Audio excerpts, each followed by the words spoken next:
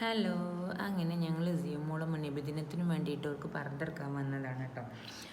അപ്പോൾ ഇവിടെ ഒരു പ്രതിമനെ കണ്ടപ്പോൾ അയാൾക്ക് ഭയങ്കര ഇഷ്ടം തോന്നിയിട്ട് ഓളൊന്ന് തോണ്ടി നോക്കി നുള്ളി നോക്കിയൊക്കെ ചെയ്യുകയാണ്.